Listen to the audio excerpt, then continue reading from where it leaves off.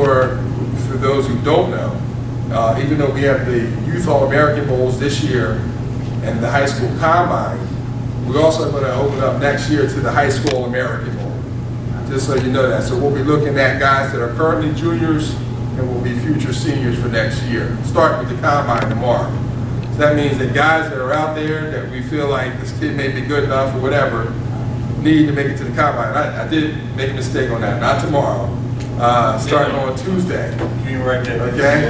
I wrote that down. Tuesday at 10 o'clock, we'll be here for check-in, and then we'll do an orientation after that. We're going to do live interviews, videotaped with the Combine. We're going to have kind of an NFL format to the whole Combine session. This will not be like the normal Combine that you're used to. Now let me tell you something about this. The reason why I have it like this, because I don't want it to be the standard Combine you've been used to. What I want the Combine to be is the answer to what we're all trying to do. It's how we get the kids exposure, how do we get the kids and make a difference out there. So we're not in it for the standard Combine program that you're seeing out there. This will be something totally different.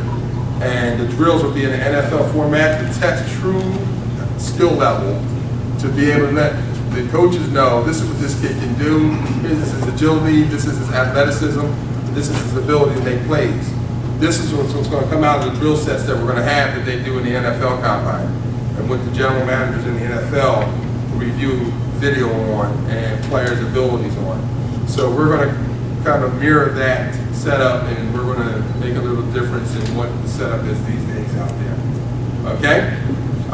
So it'll be a great thing. We still have slots open for the Combine, but we're not opening it up to everybody. We're just going to have a few kids there, and we're going to start the ball rolling, making this a quality Combine. Okay? We got a 100-yard next turf football field, indoor facility at Beverly D. Humphrey Stadium in Lancaster, Texas. That stadium's standing great right now. I know some of you guys are worried about the weather, but everything's looking great over there. The field's looking great. The stadium's looking great, so we're in good positions with it as well. The other thing is we're going to have the bowl game that we're having on Saturday. We'll start that at 8 o'clock in the morning. We'll have the warm-ups and everything. We're going to start 8, and we're going to finish probably around 7 o'clock at night. Okay? We'll have 4 games, a 6th grade game, a 7th grade game, an 8th grade game, and a 9th grade game. All 4 games are going to run like in college quarters. We're going to have 12-minute quarters, plenty of playing snaps and times for the kids. And what I want you to know is that we're in it for the kids to give them the best experience and showcase in the bowl game. Do we have any questions on what we talked about so far? Has anybody got any questions? Please raise your hand if you have any questions on what we talked about so far. Everybody's good? Good? Okay. Now, here's what's going to happen. What we put together is the bowl week. One of the things that we have is that the bowl week will stand apart from anything else that's out there. There is no other game, high school or youth, like this week. We're going to have Hawaiian luau on Wednesday night. Okay? So here's how the whole day is going to go, just to know how busy it will be on Wednesday alone. Wednesday morning, teams will meet up for breakfast at 7 in the morning. Okay? After team breakfast from 7 to 8, they'll have team meetings from 8 to 9. Okay? They'll all go back, get their stuff, their equipment. They will meet over down here. They hop on the buses by 10, and they'll be at the field practice by 11. Okay? No, Wednesday. I said by 1. By 1. So they'll have a team meeting, then they'll have practice at 1. They'll go from 1 to 4, they'll come back to the hotel, they'll have dinner, then they have team classes from 7 to 9. So they'll have 2 classes. Then depending on which group they'll be in, they'll be either recruiting, social media, or academic advising, or they'll have NCAA compliance. All those things will be very helpful for the players out there, and was a big help to all the players that we had last year in these events, and we still hear compliments about the teachings of these classes from last year. After that, we'll have the Hawaiian luau from 9 to probably 10 or 11 o'clock at night. And then after the Hawaiian luau, at that time, we'll have an after party. The reason why we'll do an after party, because that's going to be our New Year's Eve celebration early, because we're planning that, you know, kids and everybody will be down at the Cotton Bowl during New Year's Eve, because that game's a late game, and we'll feel that by the time we are leaving AT&T Stadium, it's going to be around 12 o'clock at night, so we're actually probably ringing in the New Year's on the buses heading back here. So it'll be fun. Now, for any parents who want to continue New Year's, you're totally welcome to do so here afterwards. And so this is some of the timeline things that we're throwing in there that are important for everybody to know. Okay?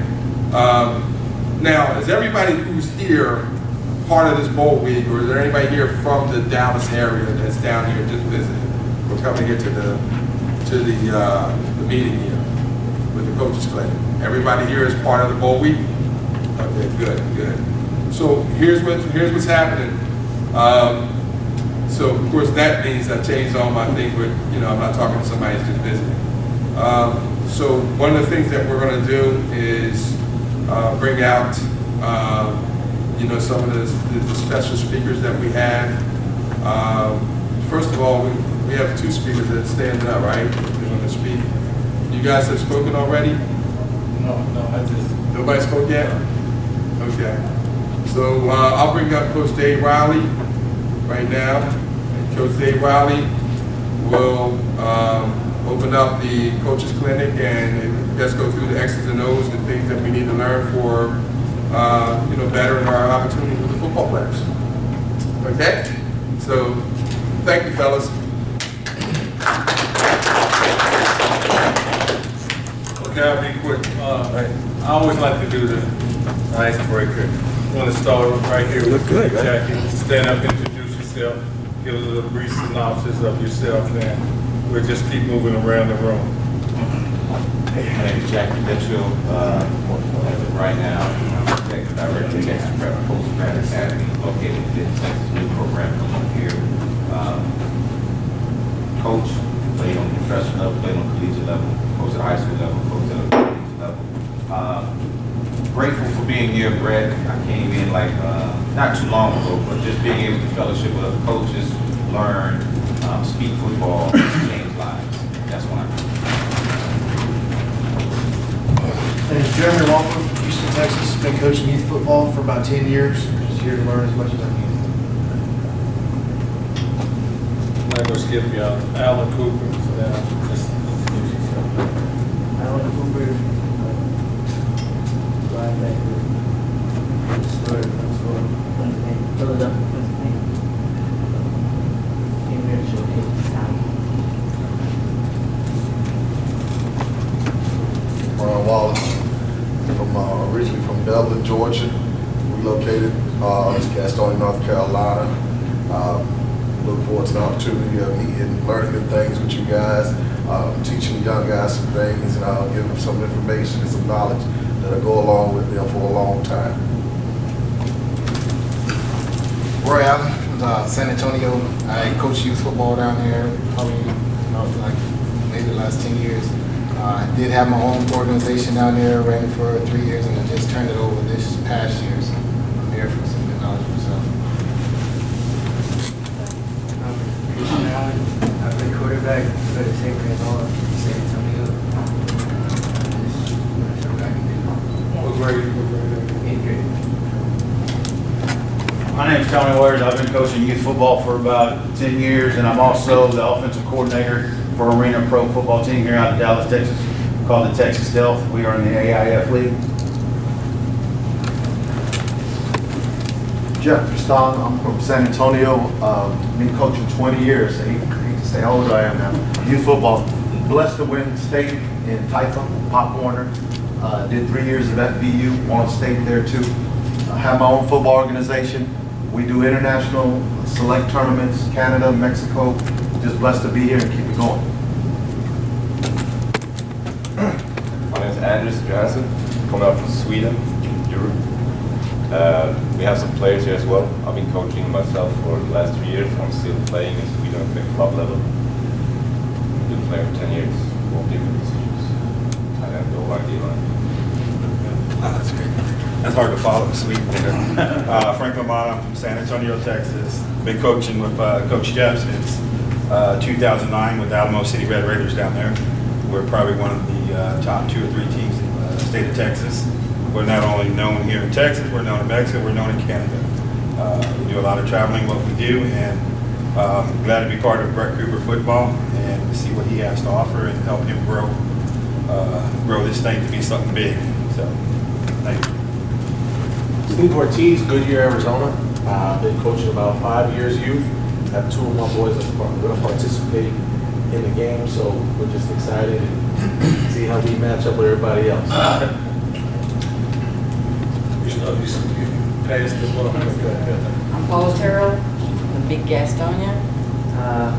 I'm the videographer for Mountain Island Charter, and we just got in because we drove, and it's been a trip, so glad we made it in the door. But we're glad to be here first time. Thanks for coming. I'm Joel. I'm coach at Mountain Lion Charter, and I'm here to learn a lot from y'all.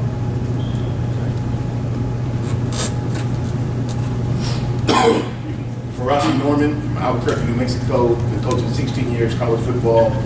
I've coached Division II, NAIA, junior college. I started my own prep program back in 07 called New Mexico Prep Sports Academy.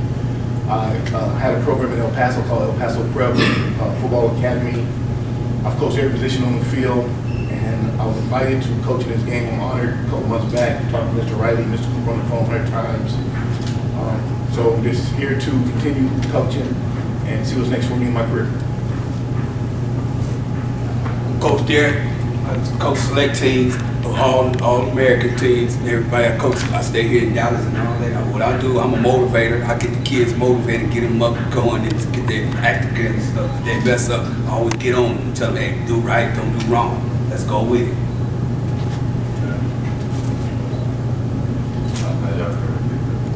All right, go ahead.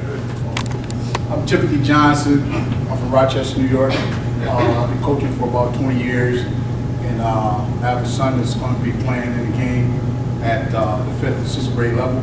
So I'm just here to see what Mr. Bret Cooper has to offer for the teams and stuff like that. Reginald Gill, 1 year, Imperial, my friend, for my son. Thank you for rolling up. See what are you doing with the high school and region. Maybe expand to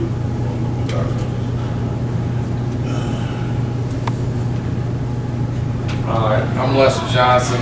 This is my actual 3rd year being with Bret Cooper. I'm actually a personal trainer. I've been doing it for about 18 years. I help a lot of young men, student athletes at all ages get into high school, college, junior college. What it is about me is about helping these kids look like football players so in order they can play like football players. Eating right, nutrition, we talk about diets. All the things that I've done here is just, one, just try to help these kids understand the importance of what the opportunity they have in front of them. To be a student athlete is a blessing. So it'll be a pleasure to meet all you guys and I'll talk to you guys about football. And if you guys have student athletes, if it's something you guys need to know or need help with as far as how to gain weight faster or eat right, you know, whatever it takes to help a young man get to that next level, that's what I'm about. Guys, another thing real quickly about myself, and I don't know if, I'm sure most of you have, I help run Frank Glazier clinics throughout the United States. We have 38 clinics, a couple of them in Dallas, Charlotte, New Jersey, North Jersey, Atlantic City, California, San Francisco, Phoenix, Seattle. So it's 38 of them. So a lot of you, I heard you talking, a lot of you have good information that we are always looking for good youth coaches. I'm sure you guys ever went to the Glazier clinics. Give you a little history about it. The Glazier clinic started off as the mega clinic for me. Frank Glazier was running his own clinic, and Mega ended up buying Frank Glazier, so they call it Frank Glazier Mega Clinic. So that's how they came up with that. But I started with the original owner. So what we try to do is try to give you as many topics as possible. If you ever come to the sessions, we have 9 sessions going. Defense, offense, character development, strength and conditioning, you name it. But most of it is predicated towards youth. We're always looking for good youth coaches to speak to other youth coaches.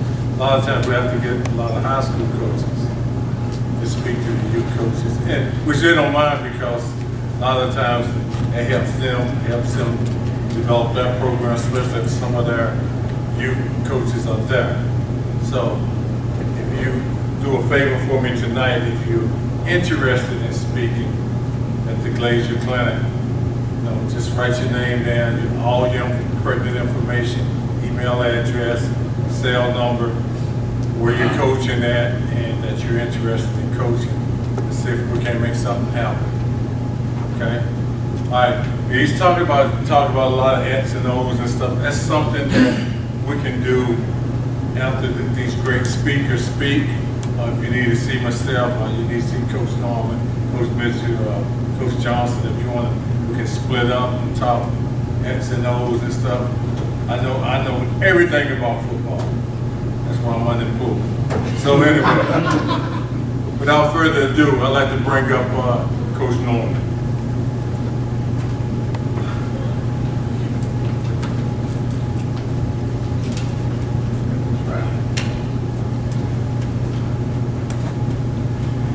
Thank you. I didn't know I could be speaking tonight. They said a week or so ago. I said, sure, sign me up, but I didn't know. But hey, it's good. Glad to be here. Once again, my name is Marissa Norman from Albuquerque, New Mexico. Lived in Dallas, Texas when I was younger with my grandmother. She passed away in '97. Rest in peace, grandma. I love her a lot. 80% of my family still lives here, South Oak Cliff. Carter High School was my family school. If I would have stayed here in Dallas, I would have went to play for Coach James. You all remember that movie Friday Night? I'd have been a part of that era there. Never got to meet Coach James, but I did want to play for him. They say play football in Albuquerque. I was an option quarterback. That's what I played at first. I was short. I'm still short. But I was very good at running the option. I was always fast. I was blessed with good speed. I had 4.34 speed. I could run a 10-200. I had to run a 21.6 200. I got my speed from my mother because she was a track runner. So I was always blessed with good speed. I wasn't very studious though. I come from the hood, so I did what they do in the hood. I banged. I could jump. I could dunk a basketball. I could shoot the lights out with the threes. I was a very talented football player, but school books didn't interest me, really didn't. I mean, I don't know why, because no one ever said to get to where you want to be, Texas, Georgia, Florida, USC, you got to be a student. I automatically, honestly, I truth put my hand on the bottle. I thought because I could run fast and jump high, that no matter what, they was going to give me a scholarship. Well, I graduated barely in 1991, and I ended up going to a junior college in Arizona called Scottsdale. 2-time junior college All-American, back-to-back 2,000 yard seasons. I had every letter from every school in the country right. University came to visit me, but once again, I didn't want the recruiters come and see me. No one ever checked my transcripts because I didn't go to class. Really, I lived right down the street. If you're familiar with Tinkley, Arizona, I stayed on University of Harding, right down the street from Arizona State. You would have thought I was a student at Arizona State more than I was at Scottsdale Community College because I was always at H-State, partying, hanging out with them, or at Mill Avenue. I'm pretty sure some of you guys know Mill. It's a long strip. It's got clubs on both sides, and they're free. You can go in. You don't tell an 18, 19-year-old black kid from the hood it's free. You know, we don't take advantage of that. So, and that's what I did. I hurt myself by not going to school, but I learned a lot by not going to school. Let me correct myself. I went to class, but not a lot. I went barely enough to make that 2.0. You know, in my book, a 2.0 was doing good. Well, no, I don't accept a 2.0 now. For my niece and nephew, you know, you don't get no make on Friday for a 2.0. If we're not at a 3.0 or better than not doing nothing, why? Because I hurt myself. So I won't allow you to hurt yourself. And that's why I tell my athletes, Mr. Johnson, it's the first time I ever met his brother, but I talked to him 100 times. He sent me 8 kids, and he'll tell you, we always talk about academics. Coach, I'm gonna see you some talented kids. I said, but that's fine, but we gotta get the books right. Because I don't ever want a kid to be like me. I don't want you to be talented and think that a 2.0 is good. I don't want you to run a 4.3 and think that's good, because it is. But as a recruiter, myself, if I come and watch a film, I'm like, oh, little Fry, you doggy. But let me say the book. I got to go now because I can't do nothing for you. So I emphasize education. And a lot of brothers get mad at me. Oh, coach, man, I'm out there balling. I'm 3 touchdowns a game. I said, buddy, we all did that. I call that the Al Bundy story. Remember the American Family? And Al Bundy would say, I want to score 4 touchdowns. Hey, we all did that. But let's look at the other side of it, the academic. That's where I push. The academic side, I really, truly do. I love coaching. I'm not coaching right now. I had brain surgery. You see the scars on my head. October 2012, I'm coaching quarterbacks in Phoenix, Arizona, at Phoenix College, and I passed out.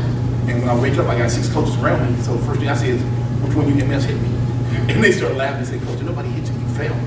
I said, I failed. And they're like, yeah. So the trainer says, well, maybe we need to take you to a doctor.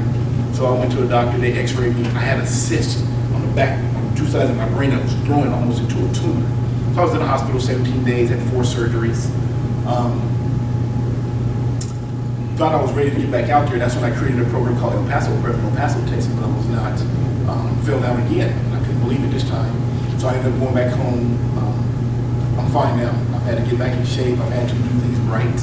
You know, so I've been out of football for like 3 years. But I've been coaching like all-star games. I've been in Mexico City, went to Cancun, went to Canada. Ray Hardy, he's not here right now. He's a good friend of mine. He's the one who's helped me with the all-star games and everything like that. But like I said, I'm healthy, I'm strong, and that's why I've been asking Mr. Riley and Mr. Cooper. I said, please just help me get back out there because I'm ready to go now. Football-wise, I've coached every position: quarterbacks, running backs, O-line, D-line, linebackers, safeties, corner. I mean, I can coach. I tell people that I can coach. I've always loved coaching. Growing up here in Dallas, excuse me, brother, but I'm not a Cowboys fan. I'm a Redskin fan, okay? But the coach that I did love admiring the most was Tom Landry. Why? Because, look, you know, when you see Cowboys, you see Tom Landry. And I just thought he was the coolest thing up and down the sideline with the hat on, the jacket. And I always knew I wanted to be a coach for some odd reason. Ever since I was like 7, 8 years old, I always knew I wanted to coach. So I watched him a lot. But the epitome of coaching in my book is Eddie Robinson. I studied that man to no end. Like Barry Bryant, Moshe Meckler, Woody Hayes. I'm old school, so I like the old school guys, not really into the modern era guys. But I just watch those guys the way they did it. I like to run the football. You know, I believe in playing good hard defense.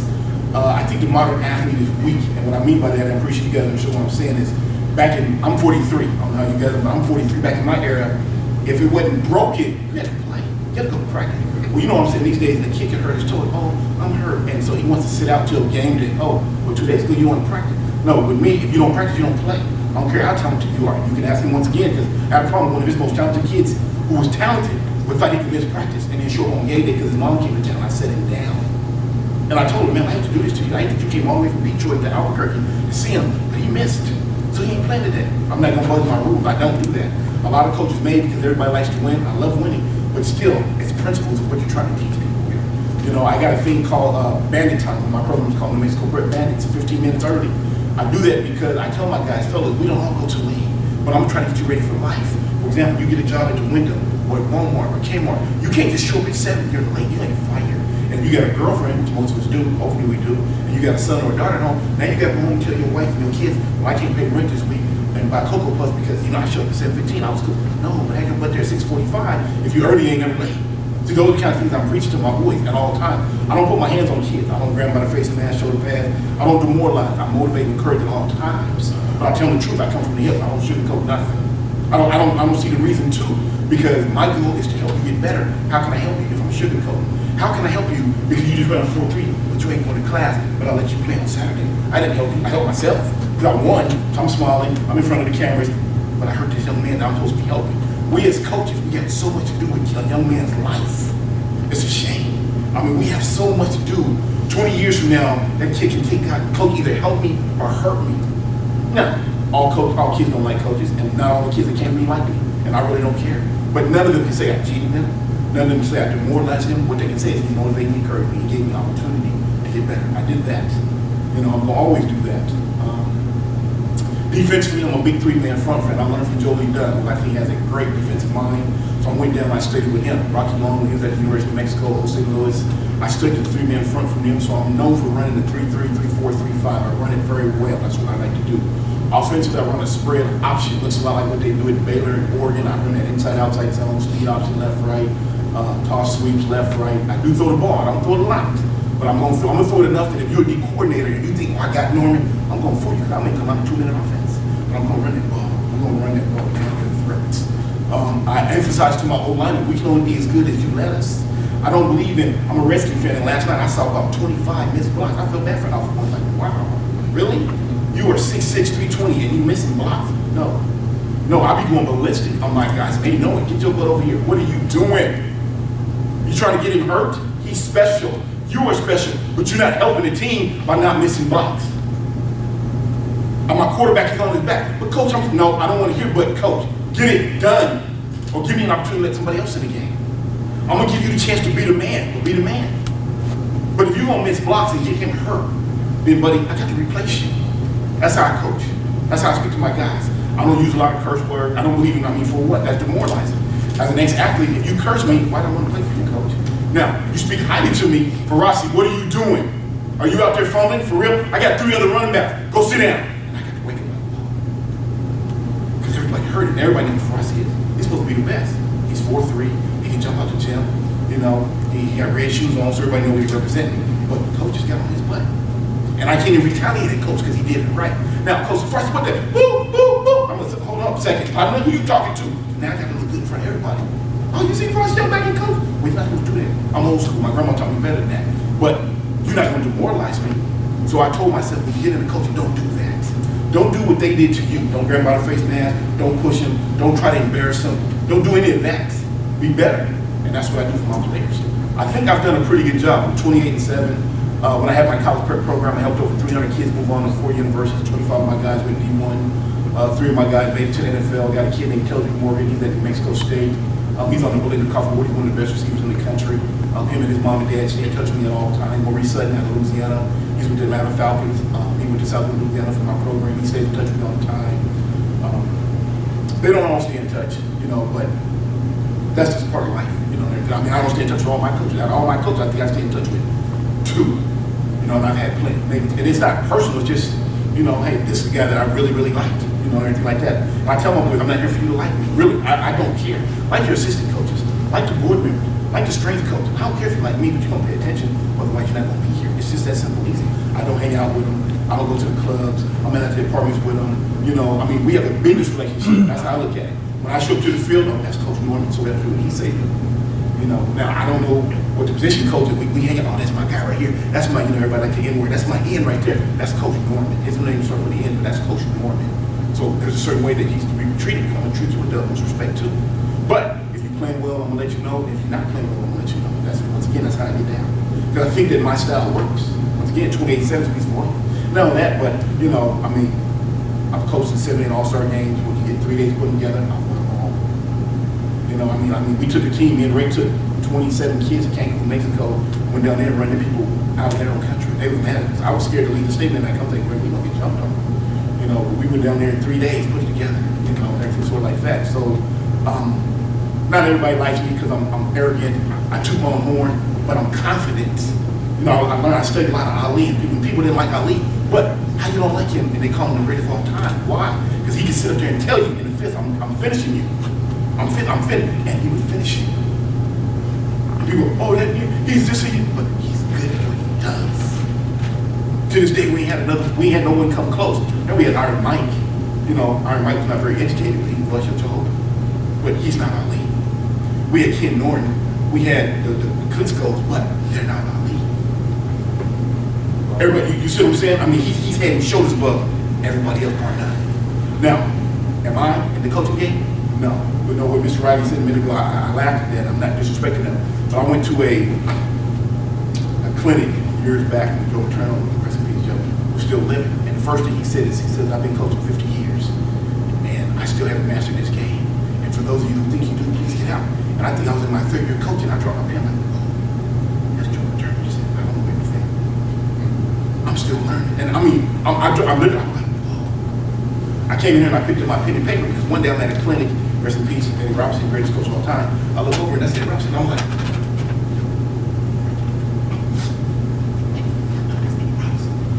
but he's sitting there taking notes.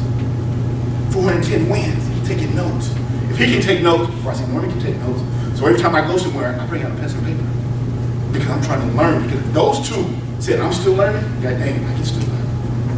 And that's what I take to my boys. When you come to my meeting, don't show up with just because you know my offense or defense, but you better have something in your handwriting because you can always learn. Once again, that's me. I thank you for your time. Frosty Norman, Albuquerque, New Mexico. If you want to speak to me, I'm more than free to talk to you. If not, I'm here for a whole week, and let's have some fun.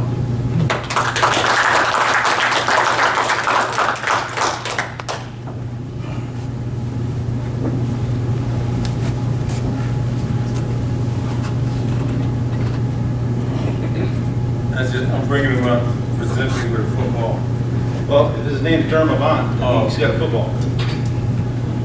Hey, coaches, thanks for coming. My name's Ken Carnes. My wife and I run a business called Designs by Don.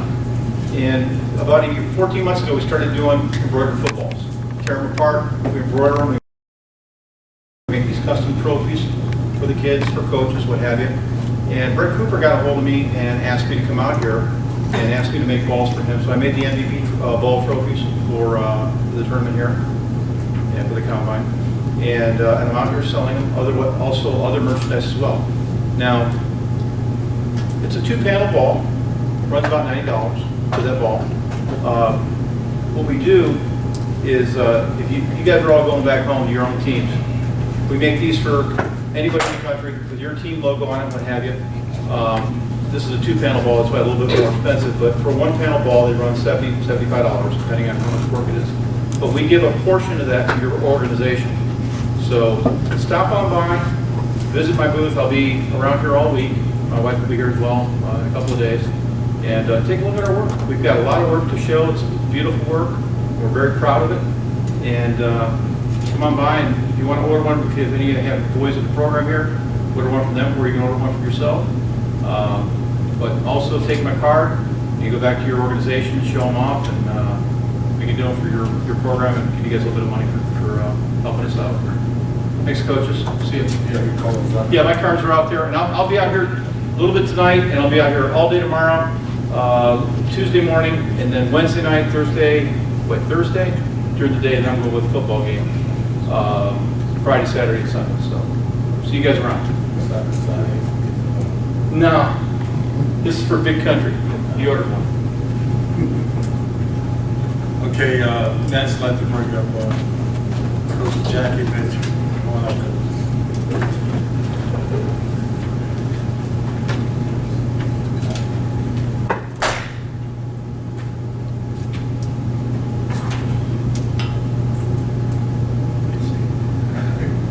It's kind of hard. Roxy, because he's emphatic. The speech is emphatic. That's emphatic. I'm a mild type of guy until I need to be other.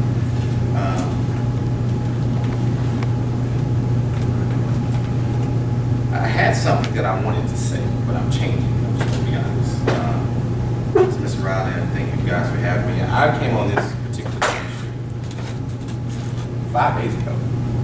Literally. That's when I found about you coming here, helping out with the kids, helping out, and but it doesn't change my mission. My mission, like I said, I'm here for kids.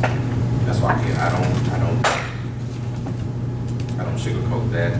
I'm here to learn. I'm here to engage. I'm here to change lives. But I'm here to be somewhat of a beacon for a lot of people. A little bit about myself. Originally born in Virginia, grew up in North Carolina, Winston-Salem. And like some of you and some of your kids start playing football at young ages. I didn't start playing football until I was in 10th grade. I played basketball and baseball. So in my era, and I look older than I am, but in my era, a lot of African American kids played baseball. It was baseball and basketball. They ran track. So I played baseball. I was a pitcher. And honestly, when I came out of high school, I was one of the best pitchers in North Carolina. Baltimore Orioles wanted me. I quit baseball because I couldn't hit. The baseball coach came back and took me. He was like, man, you can play baseball. I don't want to play baseball because I couldn't hit. And to me, not being able to hit made me an incomplete player in my mind. But I didn't know pitchers didn't have to hit because I could throw 97, 98 miles an hour. Growing up, I went to a different high school from the 2nd to the 10th grade. Moved around a lot. Single parent home. Father wasn't there. Mother worked at Burger King for 20 years. My mother got fired from Burger King because they said she stole $20. I was 14 years old. It was the first time I'd ever seen my mother cry. So at 14 years old, imagine, 14, I have an older brother. My father wasn't there. My grandfather raised me, so I hear what Coach Norman was saying, and old principles, because my grandfather taught me things that I'm grateful for to this day. But when that happened to my mother, First time I seen my mother cry. And I'm sitting there and I couldn't believe it because my mother to me was the strongest person I've ever known. My mother, I was like, man, my mother's broken. I seen her, so I'm sitting there and I just sat down and I got eye to eye with her and I made a promise to her. This is my promise. And I never forgot it. I said, Mom. She looked up at me and I said, what happened? And she told me. And I said, I'll make you a promise. I said, I promise you, you will never feel this way. Never. Never. And she looked at me and she was like, why would you carry that? I said, don't worry about it. I said, I can do it. That moment, that instant, changed my life. Because, rather you say you live in short. So if you know anything about Winston, at one point in time, Winston-Salem was the murder capital of the world. Small as it was, you've been from Gastonia, I'm pretty sure you know about it. Winston was real, real hectic. And where I grew up at, it was a project called Boston Project, and it wasn't friendly.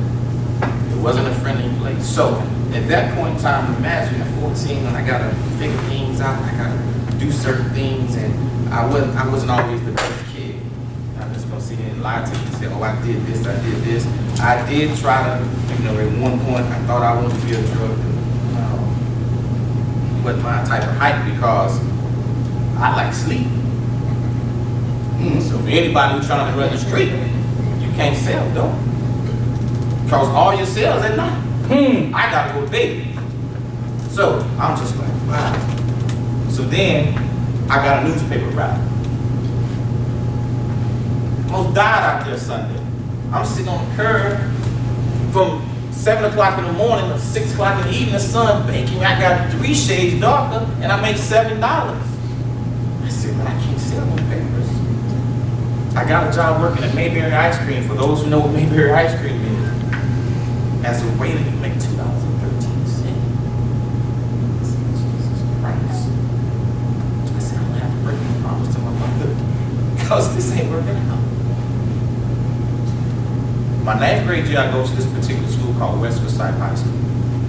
At that particular time, I was a freshman. I would have been the only second freshman in the school history to ever make varsity basketball.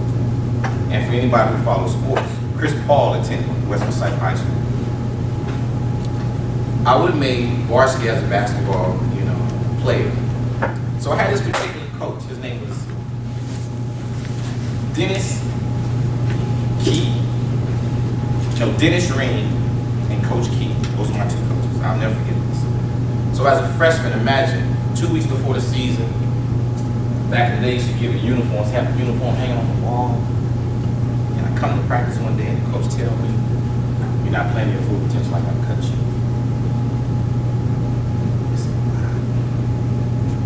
I said, Coach, tell me, explain to me why I don't need to play. He said, well, you're not playing to your full potential. I said, well, tell me when you stop. I said, tell me one person on this team that can start. I was one of the top players in the state now. And if you guys from Gastonia, if you've been around sports, at that time, I don't know if it was Concho Brown, it was a kid from Reedsville, Nate, he went to Carolina. He had with Allen Iverson them, and you had the AAU and the Ron Mercers, and you had all this talent. I was still one of the top area. So they cut me. I was devastated. I was like, wow. Once again, trying to figure out how to make this plan work for my mother. So the day they cut me, the coach was like, you can bring your uniform. I said, Coach, I can't bring you the uniform. I said, I can't bring you the uniform because I said, if you can't give me a valid reason why you cut me, I don't feel like I should give you the uniform. Just being honest. You gave me the uniform. He was like, well, I don't have that. It's just because. I said, well, just because you told me that means I'm not going to bring it back to you. I said, but I'm going to make a promise. I said, I'm going to transfer next year. This is my true statement. I said, I'm going to transfer next year. And I said, every time I play, I'm going to beat your ass. Those are my exact words. I transferred to Carver High School in Winston-Salem, North Carolina. That year changed my life. Going from my sophomore year to going into my sophomore year, my mother could not find a job. So my mother didn't finish high school. My father didn't finish high school. wasn't a lot of educational components in my environment. And my mother said, I'm going back to where my grandmother lived, which was in Salisbury, North Carolina. Salisbury, a little small country town. That's where my grandmother was born and raised, Rowan County. And I said, well, I can't go back there. I said, I can't. I said, because if I go back there, I said, I'll get lost. I'll get lost. I said, just please trust me. If I go back to Rowan County, I'll get lost. I will get lost. She was like, what you want? I said, I don't know. My mother left me, my brother. Left me, took off.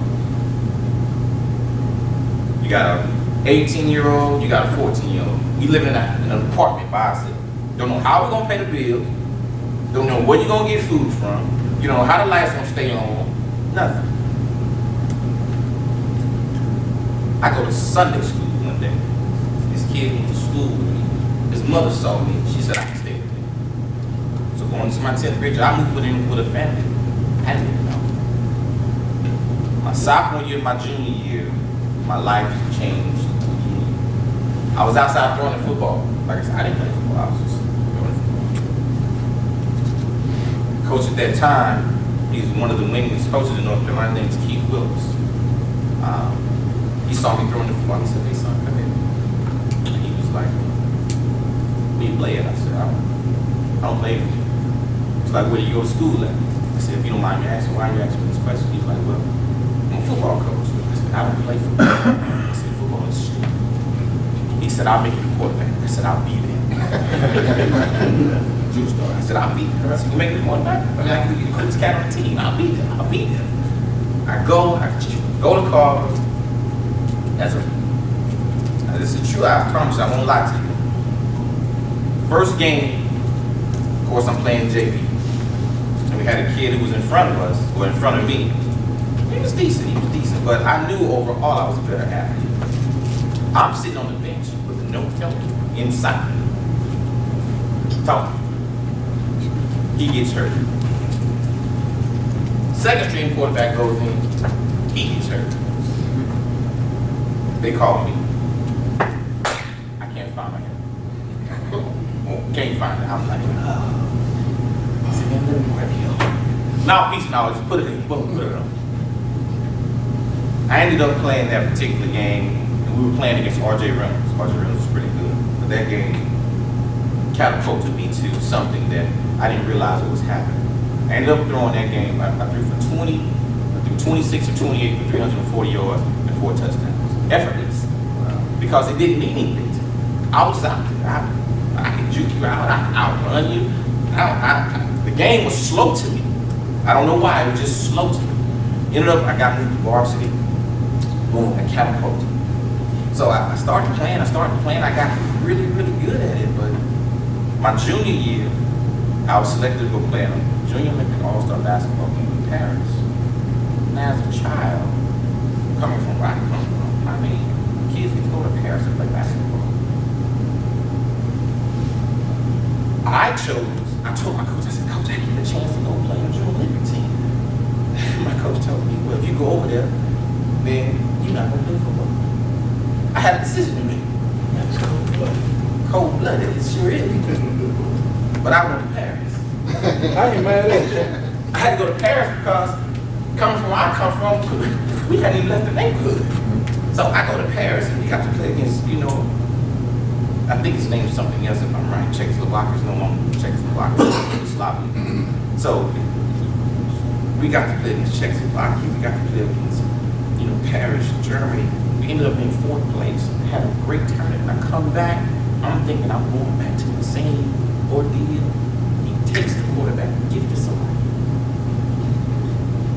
Once again, in my mind, I knew what I was doing, but I couldn't share what I was doing because no one knew what I did. I said, "Coach, man, you gotta let me know." Because at that time, who's a friend of mine now, Charlie Ward, was one of the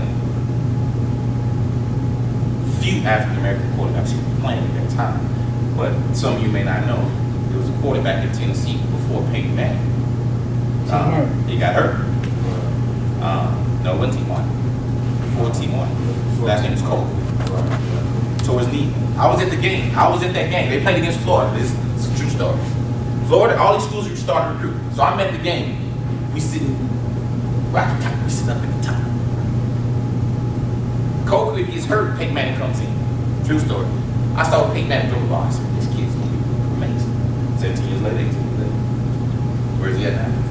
Still playing. Still playing. So, in all, once again, my coach says, you're not playing quarterback. I said, coach, I said, please, you gotta let me play quarterback. Because in my mind, like I said, I knew my plan. I was planning my work and I was working my plan. I was one of the better quarterbacks in the state. I was one of the better athletes in the state. I said, let me play the quarterback. That means I don't get a look. It puts me in wide receiver. I was devastated. Because I was like, I didn't feel like I could be helpful in wide receiver. Because as a quarterback, I get to touch the ball every play. So that means I know what everyone's doing. But as a receiver, I'm selective. Who can throw me the ball, if they can make it reach, or I might even catch it if it comes to it. I'd have been All-American in receiver. Coming out of high school, I ended up signing with Pittsburgh. Didn't stay at Pittsburgh, wasn't a place for me. Johnny Majors was the coach. At that time, I have to say this because at that time, racial diversity I wasn't used to.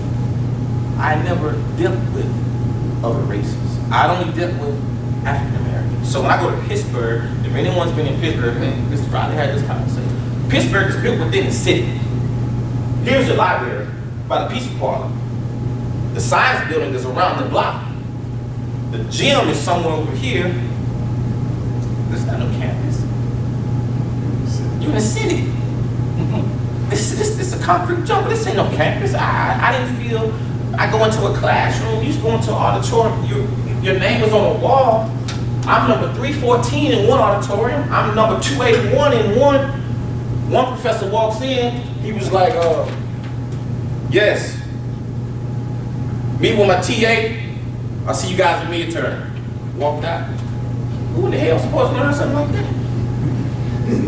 I wasn't used to that. I'm used to some individuality, some individualism. Hey, this is what you gotta do, Jack. No. Couldn't register on. Stayed in Pittsburgh. And I got to the point, I said, man, I can't do this. I can't do this. Ended up transferring to Southern University. That's in Baton Rouge, Louisiana. And Marissa spoke about some great people. So, if anybody knows football, I'm pretty sure everybody does. Don't win so many times. Johnny Majors was supposedly a good coach. One of the winningest coaches back in the day. I go to Southern University. It's a gentleman down there named Pete Richardson. Came from West Seminole State. And what a lot of people didn't understand is when I came out of school, I was highly recruited. I had the grades, I passed the test. Because see, what people didn't realize is I was smart, but I didn't let people know I was smart. I thought it was dumb to be smart. So I would play it, I would play it, but when the grades come across that book, because I know I couldn't take anything less home.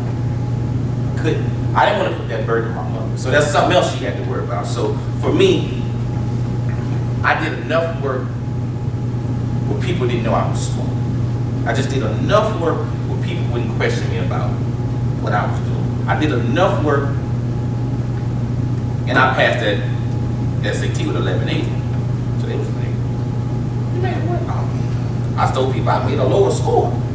Because I didn't want them to know Jackie got a little bit of sense about himself.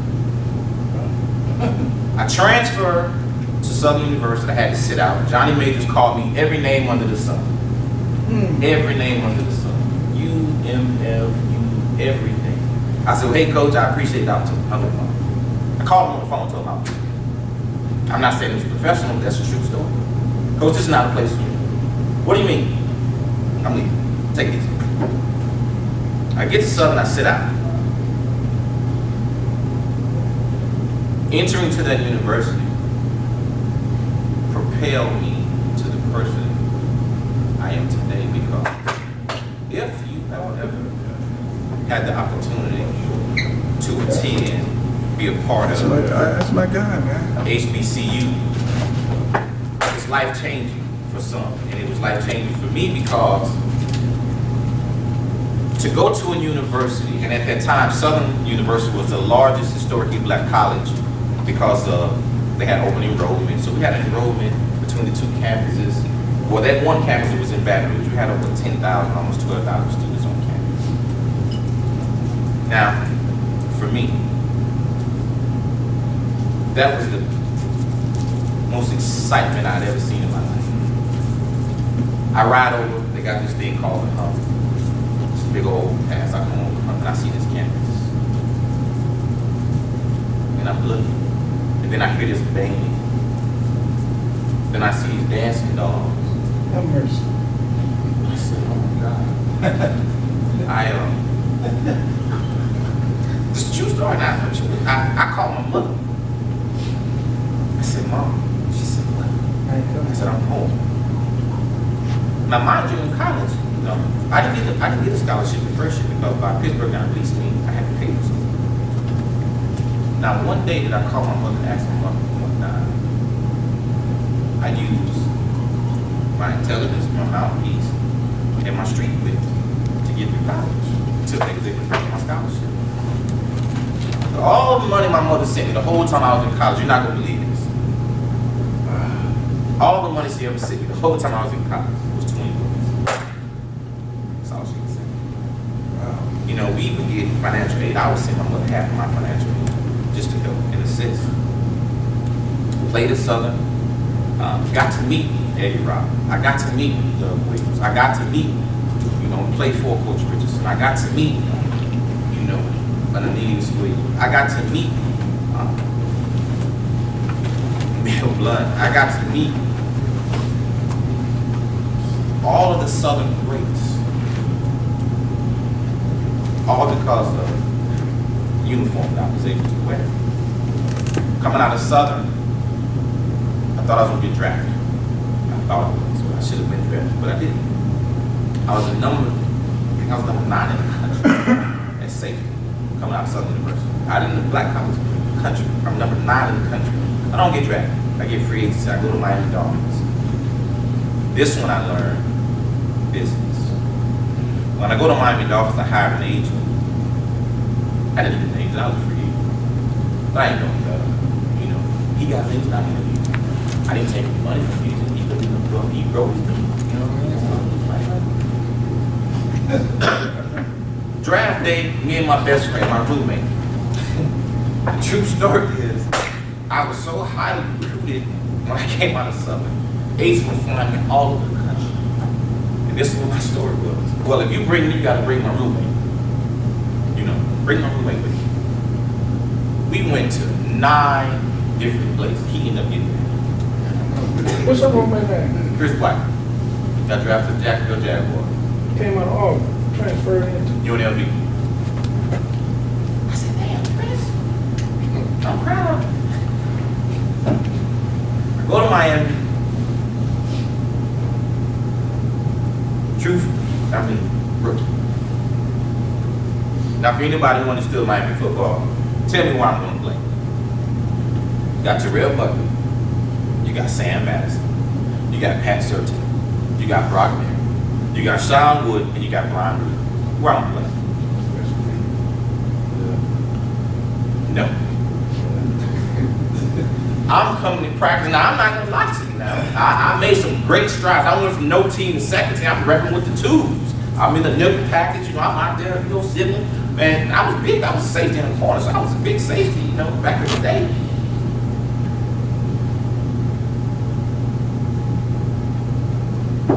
Coach wants to see.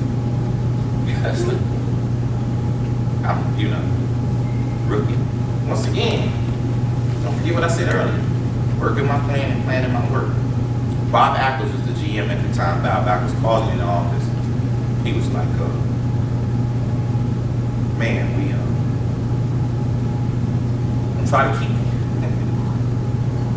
So that was the first time in athletics there had been a rejection for me.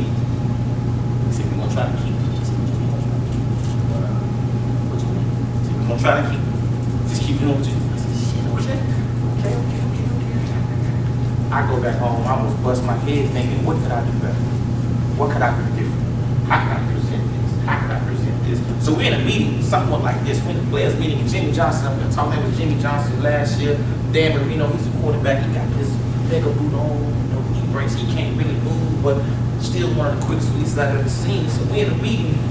I'm so out of it from the previous day, him telling me, I don't hear anything. I don't hear anything in this meeting. Zilch, zalch, zilch. Jimmy Johnson stand up there, he's talking, it's like Charlie Brown. I can't focus, And Jimmy Johnson claps his hand and I snap out of my little funk, and this is what he says. He said, you know what, guys?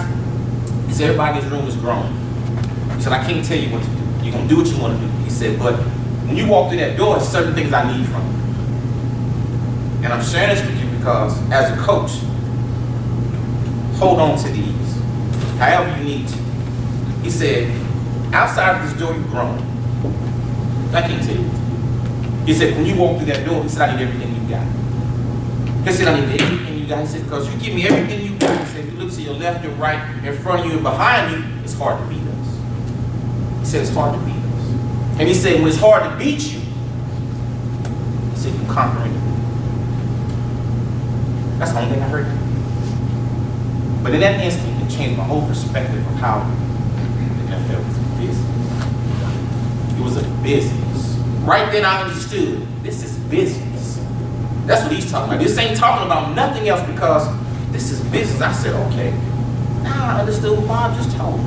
I had to, every day, and for music fans in here, I'm gonna say a verse, and Jay-Z has a song out. He said, I'm not a businessman, I'm a businessman.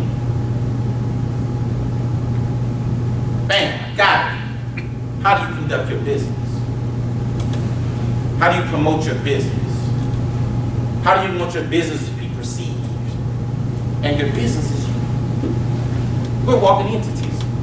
We are walking entities, guys.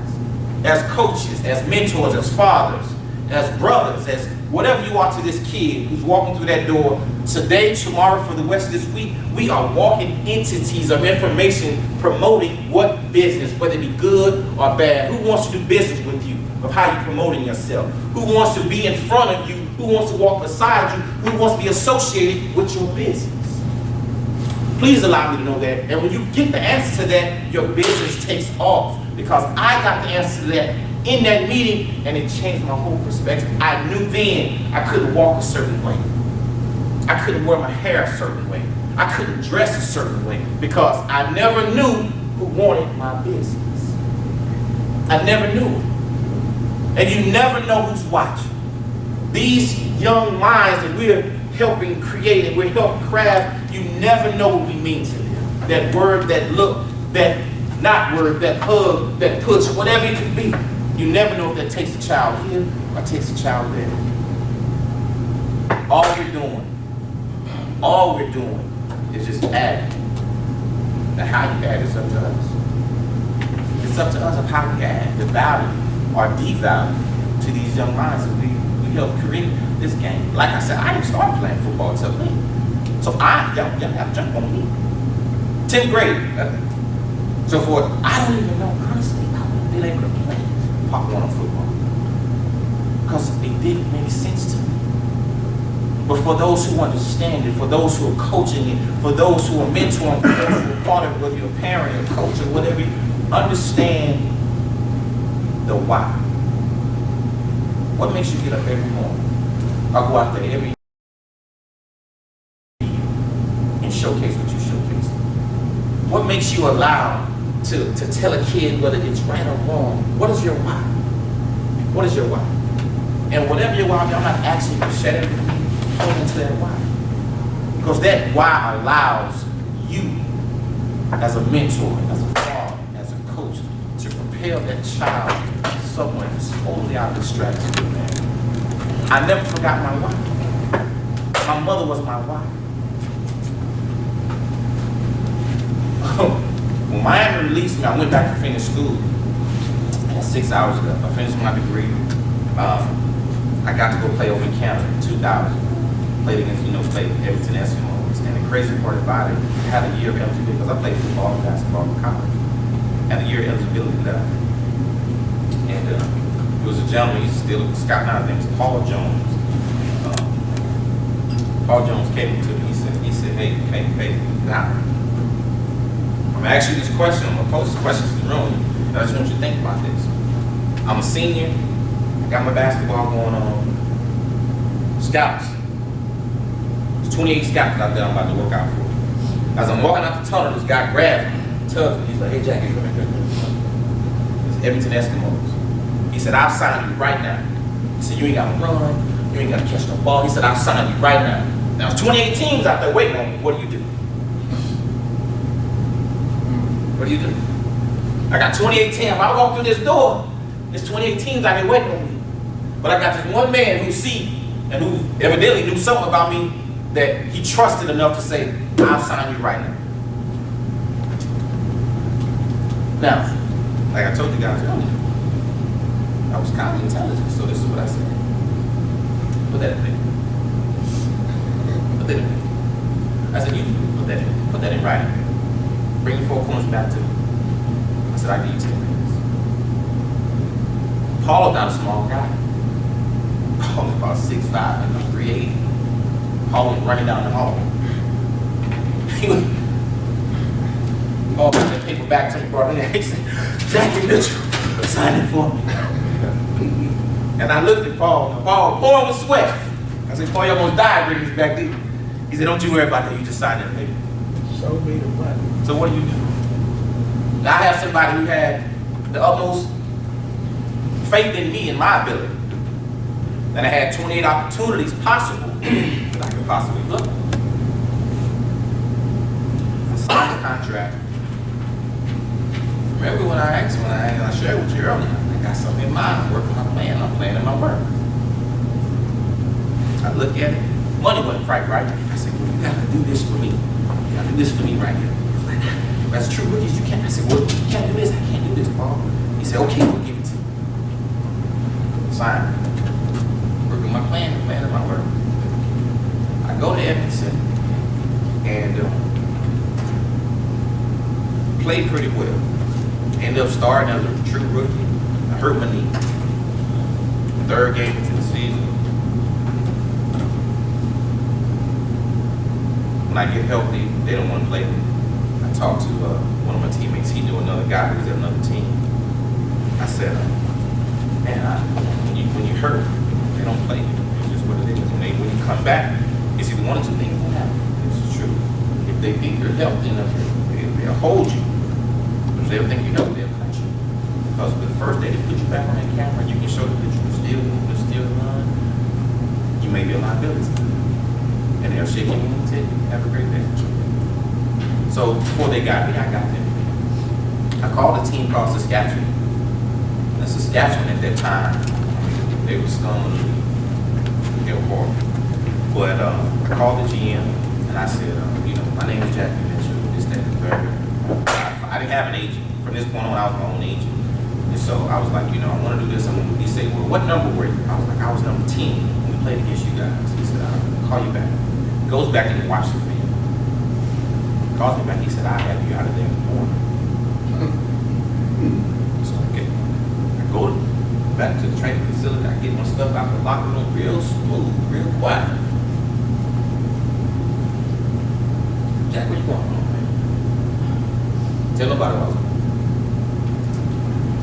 Next day, Coach Edmonton's calling me, he's calling me. Like, Jack, where are you? I didn't answer the phone. Had to get my contract signed. Next day, 2 days go by. We're still working on this contract, still on this contract. I said, this is what I need. This is what I need. I said, if you can't do this, then I said, this is what I need. I said, just please. Imagine going into a GM, the head coach, the defensive coordinator, and you gotta negotiate your price. You gotta negotiate your work. How hard do you think that is? Now you gotta go out there and prove it. I'm asking for this amount. This is what I need to perform for this organization. And if you give me this, I'll give you what I got. How hard do you think that is? I said, this is what I need. This is what I need. Stand. called my mother that day. I said, I'll bring you to camp. From that day, my mother has lived with me since that day. Remember, I told you I was working my plan, I was planning my work. I was working my plan, I was planning my work. That was the most money that I had ever received at one time. I ended up being the highest paid rookie almost in Canadian history because of not of what was on my contract, of what I put in my contract. My incentives bargain was I was a monster bargain. I mean a monster. If I made a certain tackle or a certain kick, if I got all conference, if I made defensive player of the year, if I got an interception, if I got a sack, I had a dollar amount for everything that I did. And I made them all. I ended up being defensive player of the year. I led the team in tackles. I was second in the league in tackles. I'm still in the history books for interceptions and Saskatchewan. I was like, all right, we don't have to. I say all that to bring it back to the point of working your plan and planning your work. Something I want to read to you coaches, if I may. And it's just a little insert of something sent to me. It's predicated for the high school student, but it can go for any of our student athletes because it is something that they're going to get to eventually. And it reads, if I had another chance, I would study harder, take the ACT and SAT test serious, complete all my assignments, study for my final exams. I would be a student athlete, not a class clown. Listen to my parents, teachers, and coaches. On the field, I would be the hardest worker. I would train harder to be the best. And at the bottom, it has freshmen, sophomores, and juniors take advantage of their chances. What do we give it to our kids? How are we promoting education to our kids? And the thing is, guys, is sport is just a tool. That's all it is. The sport is the tool. The sport ain't the way. It's a tool to get you something. It's a tool. That's all it is. Going back to what I said a few minutes ago, the business, you are the business. So sharpen your tool. Get your business together. Make sure, as someone stated earlier, this social media jazz, spoke about it. The best thing and the worst thing to me is social media. Keeps you close to family and friends. Lets you reach people across the country. Put one thing out there, you can never get it. One thing that you can never get. And it may not even be, you could be at a party with a friend, you could be somewhere with and it is not only for the kids, it's for our coaches, because some of our coaches are bad examples. I mean, we can't be out here partying Saturday 2, 3, 4 in the morning, show up in practice Monday. Coach, my mama said there's something you know, it's such and such. And true enough, you're grown. You're grown. You can do whatever you want to do. But like I said, when Jimmy Johnson said that to me, that made me just think a little differently how I want to promote, and how I want to sharpen my tools, and how I want to promote my business. How do I want to promote my business and my why? For me, I expressed this on the phone. We had a conference call. It's a temporary inconvenience for a permanent change, guys. For these student athletes, that's what it is. It's a temporary inconvenience for a permanent change. Because without the coaches and the being that were in my life, I don't know where I would be. I really, really don't. And I had so many male figures.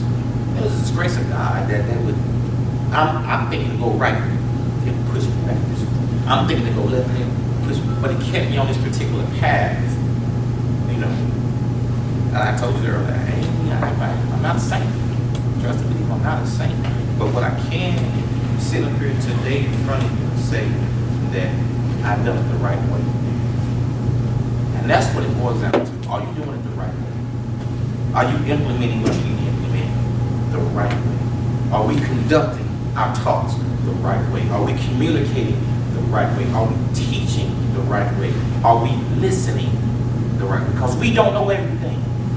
Believe it or not, these children are far smarter than we were. They really, really are. And they're able to retrieve and accept information far quicker than we have because we're older. Just because you're older don't mean you're smart.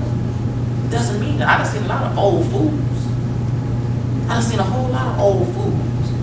And I don't want to say that about anyone in this room, but the thing that you have to do, and the thing that I will continue to do, is to make sure that I'm the best that I can be for whoever's in front of me in that moment.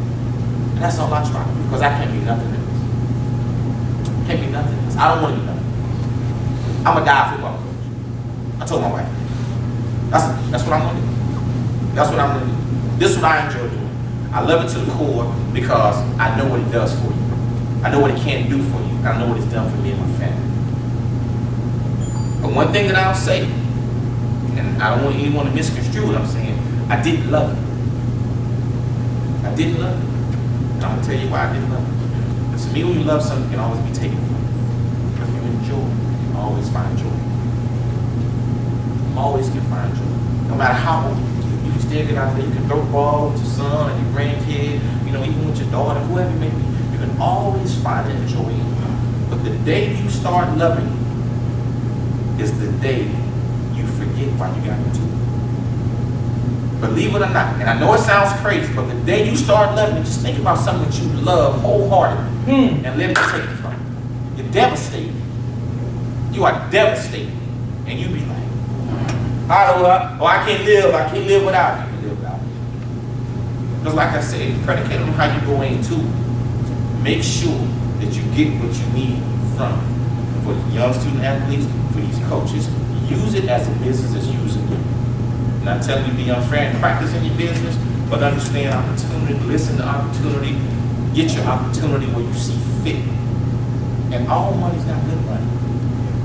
All money's not good money. Right? Understand that just because a kid can play and a parent come to you and say, I'm going to shove this money out, all money's not good money. Know what you're dealing with. Learn your craft, work your craft, know what you're dealing with. Because if you get a kid who may be the best athlete in the country, but his parents or him, the attitudes are horrible, who wants to deal with it? Who wants to deal with it? That's what I'm saying. We've seen it how many times. You got a parent who, unfortunately, they only come in game time. But let it be a team event, they ain't showing up.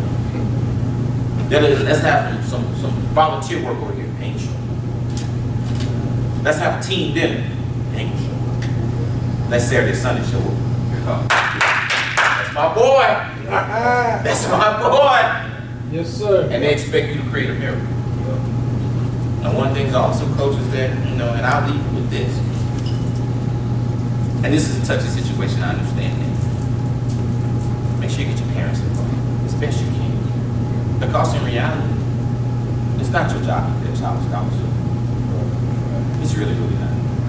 It's really, really not. But we have to be in the position to educate our parents on the processes and procedures. If you're able to do that catapults you as a coach to another level to these parents.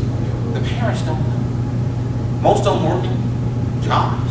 If they have one work long hours, they don't know. They don't know about NCAA. As we spoke about, they don't know about, 48. They don't know nothing about that. They don't know nothing about that. They don't know about you gotta sign up for this in order to get financial aid. They don't know you gotta just fill out this paperwork to get in the clearinghouse to even play collegiate sports. They don't know anything about it.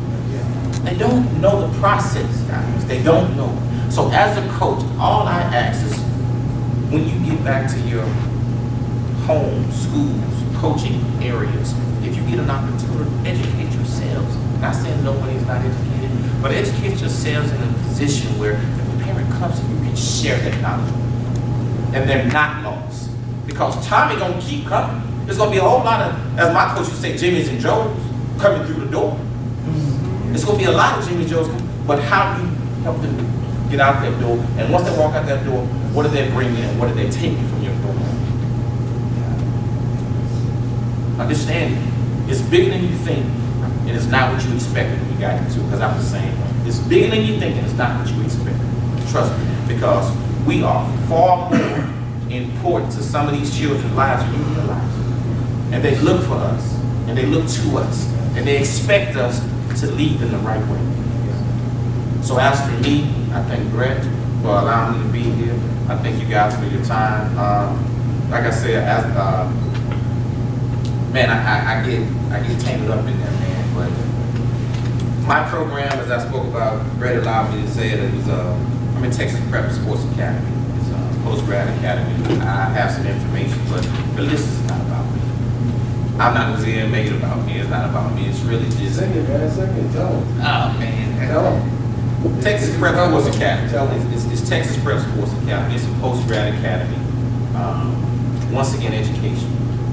That's what I'm about. I'm about educating. If you go to my site, it's tpsasports.com. Hear that, fellas? tpsasports.com. Hold on. Make sure everybody stays. Get it out. Get your pens out. I want y'all to go to it. tpsasports.com? Yes, sir. tpsasports.com. And if you go to the eligibility page, everything is right there. I try to be as transparent as possible. I'll help whoever I can help along the way, because like I said, so many people help me. And I'm owed to give that back. That's how I feel.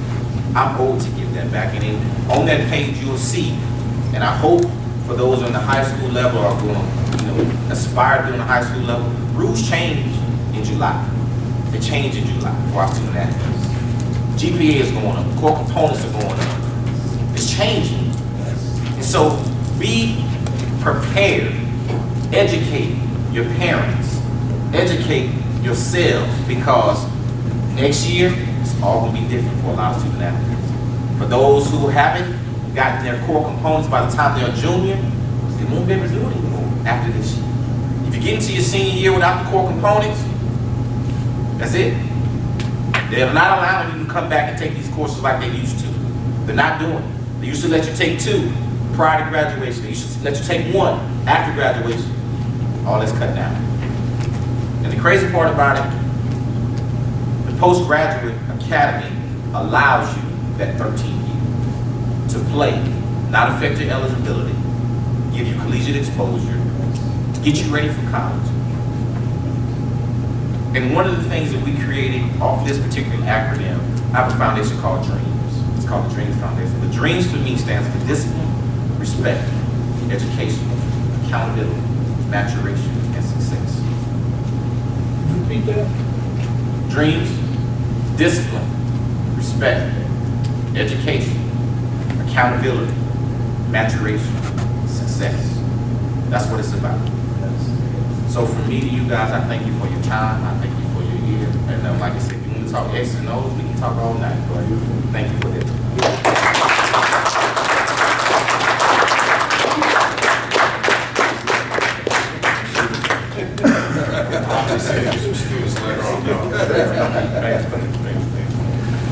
Hey guys, let's give a Coach Norm name.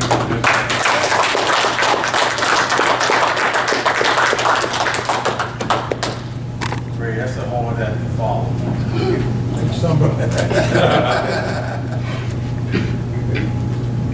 I'd like to bring up Ray Hardy. So gay. The man. So gay. The myth. The legend.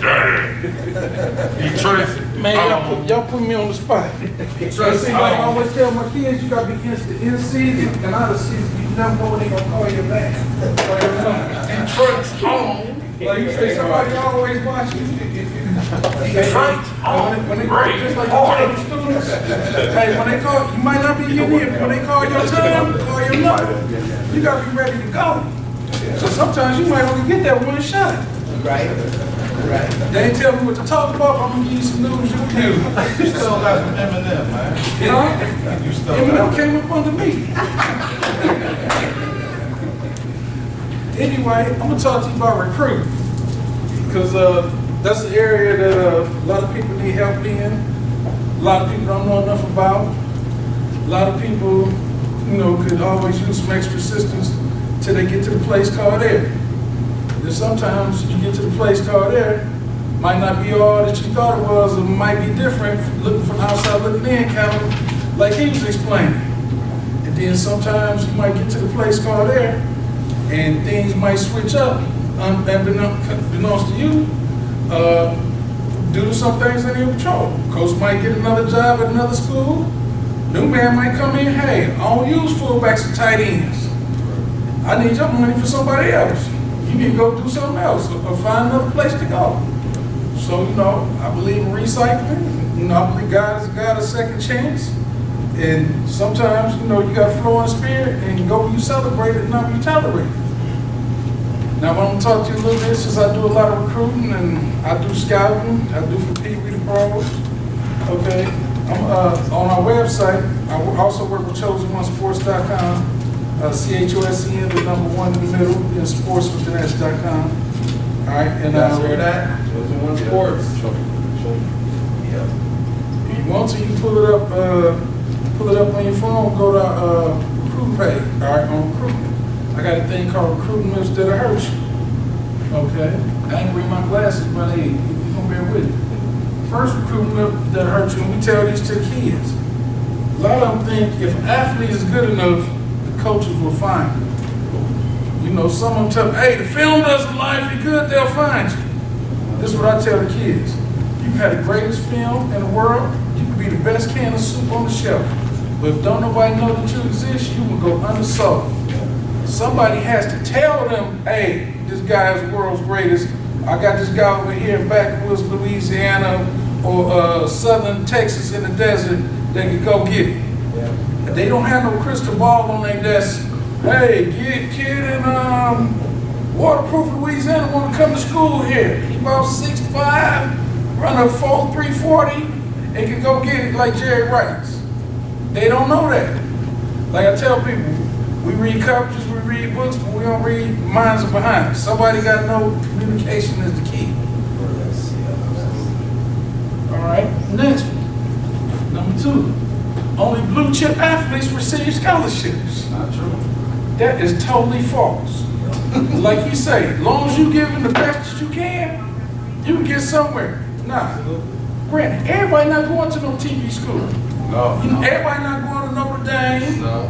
Everybody not gonna be in Michigan and UCLA. No. But if you put in some effort, you got good size, good ability, good grades, good test scores, a good mood attitude, you can get somewhere. All right, money is green, as long as it's paying. I tell people, go where they paying, not what you just gonna be playing. Absolutely. Do you know how many kids I run across that pass up going to school because they want to go to big state school, USA, impress their dumb friends that don't have a dime or a dollar to help them towards tuition, just because it sounds good. Got their parents going in debt, run up $30,000, $40,000 for 1 year. Got to go out the house, get a second mortgage. When they could have went to this school over here, like I tell them, go you celebrate it, not be tolerated. The people telling you come walk on over here, but this dude over here, they like, we give you full money plus some extra, when you getting back about $1,500, $2,500 in your pocket from kickback from financial aid. All legal, legitimate, not no on the table, real stuff. Well, I want to go here because, they don't see this other, I play with this other guy, he signed with Texas. So at least want to go to Texas A&M, what do I look like? You ain't him. Man, be the best you can be without joining the Army. If you join the Army, be the best you can be there too.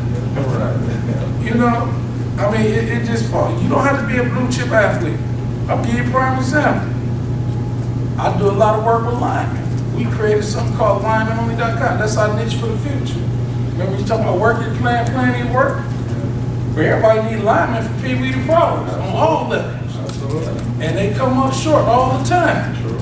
I got some coaches call me in the summer for it's time for CK. Hey man, look, if you got some linemen that can just line up and cut block or just line up and fill a gap, we'll take them. We got full money for them. Send them down. Have their transcripts ready, send them to me. We treat them right. They weren't blue chip athletes. They just knew how to step right, left, and get in somebody's way. Or, they did what the coach tell them. Because a lot of times I tell coach, as long as you coachable, teach them. Hey, we can work. You ain't got to be the world's greatest. Just go where you're supposed to go, be where you're supposed to be, when you're supposed to be there, and we can work with that. Because a lot of times people have a system, and like I tell coaches, build your offense, defense, your team around the system instead of the player. Like he was saying, if you love something, it can be taken away from you. You'll start running back, get his ankle twisted, pull a toe down, or get his feelings hurt. Or, and parents might have an ego. And they might try to pull that power move on you, not show up on game day. I'm gonna fix them, we ain't going. See how they like it's not. If you got a system which stands for save yourself time, energy, and money, you can just plug and play. Oh, start running back in here? Don't even matter. We got the best blocker in the world. Next, Just like pro, next man up. When All-Star Johnny come back, hey, catch a spot or go get in line. Absolutely. Yep. All right, next, number 3. Coaches are already aware of all the good athletes. Once again, even though coaches rely on different methods to find out who's who, what's what, and where's where, it's always them diamonds in the rough, them guys undiscovered, people somewhere that they don't know about, and then you got what they call a natural attrition rate. Every year in college, somebody gonna flunk out of school, somebody gonna get in a fight, somebody might get somebody pregnant, gotta go join the military, get a job, take care of the responsibility. Somebody might have a family situation, a parent or sibling might get sick, they might have to go home and help out for a while. Then you got people graduating, people transferring. Well, supply and demand. They might not need you in the fall, thought they might have a spot for you, so, but at the end of that spring semester, hey, or after that spring football, hey, this guy ain't cut the muscle like we thought he was, or we only got one and one is too close to none. If he go down, we'd be playing less at that position. So you always gotta be prepared. And then sometimes you gotta reach out and touch someone. They might not know you exist. Like you say, you gotta work your business sharp too. Ain't no wrong picking up the phone call. Hey coach, I'm interested in your program. Can you send me some information? Then we talk to him. You gotta do like he said. You gotta kind of negotiate. Because don't expect what you don't expect. Hey, I wanna know about admissions, scholarship availability, housing, financial aid, and books. If you don't ask for that, sometimes they give you a scholarship and don't pay for your housing. A lot of people just expect or assume. They tell you, when you assume and you're wrong, make behind out of you and me. So, you got to do your research. But, different schools need different things. Everybody don't know you there. I got some coaches in different places, and I send them a kid that's right there in their backyard. Man, he down the street. I say, imagine that. And you going all the way around the world, and you got somebody right what you're looking for up under your nose. But they just unaware. They be shocked. A lot of times, they might have known he was there, but, oh, he over there. Like the Bible say, the prophet is without honor in his own time. Oh, he over there such and such. He but now somebody from the other side of the country say, hey man, they got this dude in the backyard over here, getting it. And in big school over here, looking at it, now they want to go get all on tip. But all coaches don't know you exist. A lot of coaches are busy. Coaches put in 10, 12, 14, 16 hours a day. Then, a lot of coaches usually watch film maybe between 10 and 1:30 at night. So they time is limited. Also, like I tell the kids, if you sitting out a highlight tape, is gonna get his juices from. If the coach falling asleep on your highlight tape, chances are you're not getting recruited. Right. Also, like you say, this is a business. All right. A lot of guys be out there, they take mistakes lightly. And, a lot of us try to coach mistake-free football. But like I tell kids, I said, let me do the translation for you. When you go up to a coach and say, hey coach, put me in the game, or hey coach, give me a scholarship. What you're really asking that coach to do is take his nice house, his nice car, his fine wife being able to go shopping with the black cars, mother car, get them Jimmy Choos and shoes, and his child go to that nice good school where they get the best education, and take all that loan, his wallet, his credit cards, and his 401k, put it in a bag, put it on the table in Vegas, and roll the dice on it. I said, now you see why a lot of coaches walk around mad like they pissed off, like somebody put something in their coffee in their coat. I said, another thing I told them, I say, if somebody walked up to you off the street and asked you for $20, what you gonna say? Most people say, no, you get out my face, what you need that for? Nah. Somebody say, hey man, your Uncle Willie Bobo told me come to you get $20, he told me to give you this merchandise. People like, oh, I use better. Bret Cooper told me to call you and give me a scholarship. Oh, I say he did. Okay, well send me your film and stuff. Oh, hold on, let me run the corner. Hey Bret, you sent this guy over here? What's up on him? Oh yeah, oh boy, it's real deal. You need to get him. Matter of fact, give him $20, he gonna give you some merchandise worth about 150. You keep half. When I get there, I'm gonna give you 50, and give me the other half. So I'm gonna go back to, hey man, yeah, sure, here you go. Give me that. You get any more? Come back and holler at me. Work the same way in recruiting. You know, imagine how you felt when somebody asked you for $20. Now imagine somebody else reaction. You gonna ask them for a $20,000 to $40,000 scholarship. They won't put that bullseye on your forehead. Like you trying to rob them. You gotta put yourself in another person's foot and in their shoes and see how they look at it. Yes. No, I'm gonna speed it up. All right, number 4. I have to be the best athlete on my team to get a scholarship. You don't have to be the best. Just be the best you can be. Always give your best effort. Like I tell my kids, you can't take plays off like Randy Moss. I need 100% every play. The play you lay off is a play that don't pay off. Okay? They don't give out championships like Kool-Aid or candy. You got to earn it. You got to go take it. You got to go get it. Ain't nobody gonna give you nothing. You got to get up off your behind. You got to outwork the other person. You got to put in time, preparation, energy, effort, and resources and make it happen. Most of all, you got to pray. You got to keep God first. A lot of people take God out of it. You can't do that without God. Football is a microcosm of life, and what it does, it teaches you how to adapt and adjust, and how to overcome obstacles. Okay? And in football, when you play football, you need a certain level of faith and belief. If you don't believe, you can't receive. Okay? Higher your level of faith, the higher level your level of belief, the higher level of your productivity that come along with it. You know, like I tell guys at pro level, hey, this ain't previous, this ain't college. Produce and get redos. All right. Number 5. If the athlete is talented, the coach can get them admitted with poor grades. Now, back in the days, in the 70s, 80s, that might have been true. The game was cold, they could work it out. After NCAA, they switched up, got the Prop 48, 46, and all them other propositions. You got to bring something to the table other than the dairy and the smile. You got to have some grades, some test scores, and you can't have no Mickey Mouse curriculum either. No basketball either. You got to have a core curriculum with the English, the math, the sciences. You got to have all of that.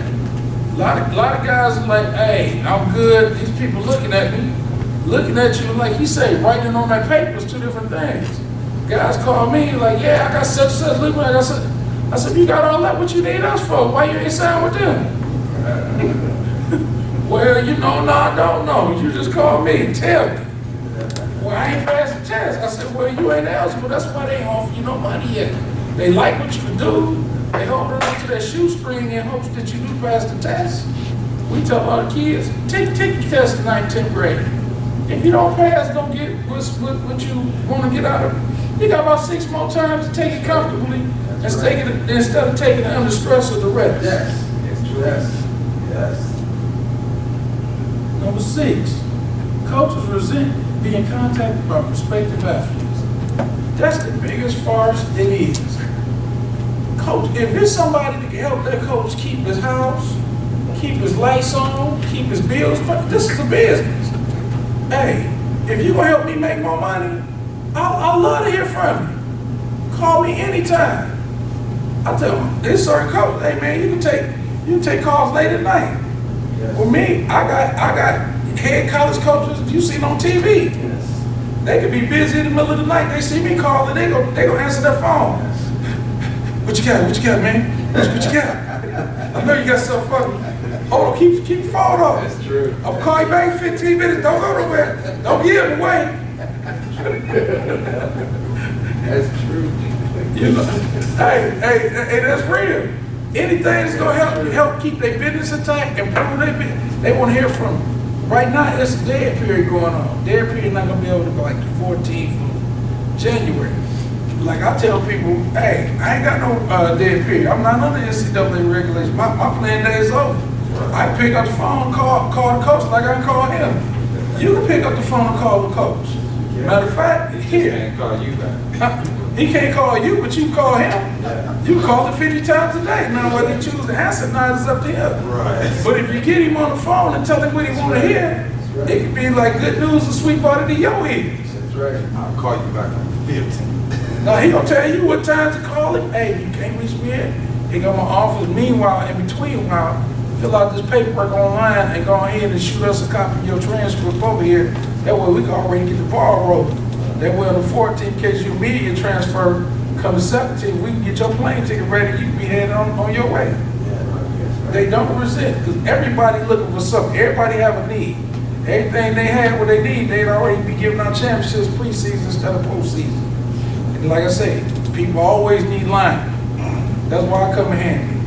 I come across the nice tackles, which is luxury nowadays. You know, offense or defensive tackles, especially centers, long snappers. You know, you don't know how important they are until you can't go, until you have to go without them. A lot of people don't realize you can't play football without a center or a kicker. You play without a QB. You play without a running back. You can't play football without a center or a kicker. You might be playing 7-on-7, but you ain't playing football. Moving right along, number 7. We can wait until my student's senior year to look for scholarships. Nope. I tell the kids, hey, like you say, work your plan, plan your work. If you plan on going to college soon, 8th grade, 9th grade, you need to start getting that now. I tell you, travel around. Some people are like, well, you don't need to go to camp. Some camps. I said, all depends. You got to do your research, what you getting into. I tell them, go to hit some combines, go hit some camps. If it's a college you've been looking at on TV and you really want to go there, hey, go to that camp. And now you can float around and see what their coaching style is like. A lot of people say they want to go to Alabama, but after they go to Alabama camp, they get a whole different mindset. So you have about 4,000 to 6,000 people show up on the first day. Next day is down about 3,200. Third day, 1,800. Fourth day, you got about 600 left. They be falling off like flies. Man, they be there putting in some work. I said, yeah. I say, all hard work lead to profit. Me and talk lead to profit. There's a reason why they get the big bucks. They out there getting it. Now, what I tell the kids, hey, around your 10th grade, 11th grade, you gotta start sending letters off. And I tell the kids, get you a spiral notebook. When you talk to coaches, you gotta respect the schools. Get all the graphic information, name, cell, email, fax number, location, website. You gotta start doing your research. Everybody's selling something. Question is, who writing the check and who cashing the check? Okay, education is not a business. Not only sports, education is a business itself. Used to be a time you call up a school, might call up Texas A&M or Michigan. Hey man, I want to come there and play football. They just look at your stuff. Nah, you ain't good enough, go somewhere. Now, you call them up. Well, they be like, he might not be good enough for football, but his grades is good. He be an excellent student. Excellent part of our program, and we can make that money off him. Hey, send this stuff over to the regular recruit. Hey, call these people over here. We're gonna have somebody get back with you. They'll send you some with some pictures of some football, some basketball. You be thinking you're getting recruited for real, what you are. Now they recruit regular students just like athletes. That was the GPA. Man, hey, they recruit regular students like you star athletes and making you feel like a winner. That's why reading is fundamental. I tell them, reading is fundamental. I'll get recruited by such and such. You get recruited from a for what? And you know, a lot of times when schools come to us with their grocery list, I already know what they're looking for. I'll be like, man, hey, you good athlete, but you know, you count on the midget side and they looking for a giant. And like I tell kids, I'm not knocking your game when I over. I don't want to kill your dream. It's just like somebody got a recipe. If your recipe calls for 4 quarts of vitamin D homogenized whole milk, and you come with 3 quarts, it's not that you're not good milk. Hey, the recipe, hey, you just short on ingredients. You got good ingredients, but hey, they trying to mass produce. You just don't fit in their scheme of things. It don't mean you don't fit somewhere.